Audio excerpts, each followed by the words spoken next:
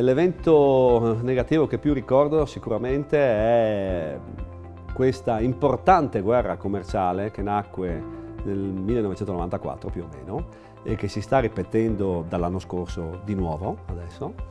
dove obiettivamente ci si è ritrovati a combattere pesantemente sulla clientela per tra virgolette portarci via i clienti, ma quando si parla di concorrenza spesso si parla di concorrenza leale e concorrenza sleale. E quando si entra in guerra tutte le regole valgono, per cui quando c'è una guerra commerciale pesante sul territorio è molto probabile che venga applicata una guerra sleale. Però devo dire che da quella famosa guerra del 1993 che durò ben 5 anni, molto sleale dissi, nacque tutta l'idea del gruppo, perché poi quell'azienda che crollò di fronte alla nostra caparbietà, alla nostra volontà, alla nostra voglia di comunque vincerla per conquistare quel territorio, noi comprammo quell'azienda, aggregammo altre realtà proprio di quelle province goriziane e triestine che poi permisero di sviluppare tutto il progetto del gruppo che nacque qualche anno dopo. Quindi direi che da quell'evento negativo nacque veramente tutto il progetto di questa azienda.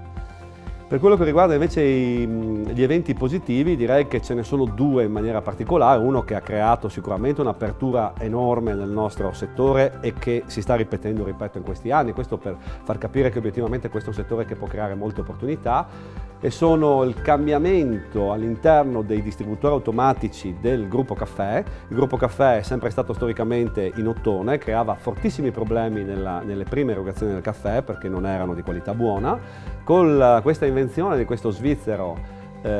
importante di un gruppo caffè in plastica si ottenne un risultato di poter dare un caffè buono anche a clientela anche per pochi caffè, quindi anche ad aziende di poche persone. Questo aprì un mercato enorme e sviluppò ancora di più il settore e naturalmente anche la nostra azienda.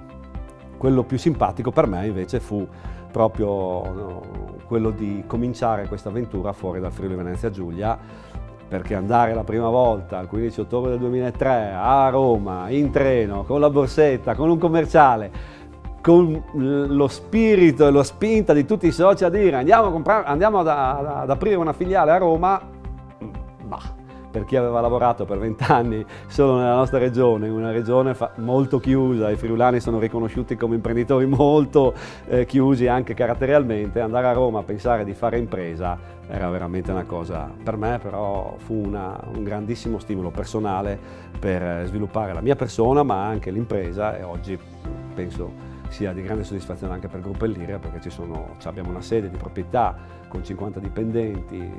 facciamo oltre 6 milioni di fatturato in quella filiale, abbiamo opportunità enormi di crescita sul territorio. Da lì poi nacque un'apertura dell'applicazione del nostro know-how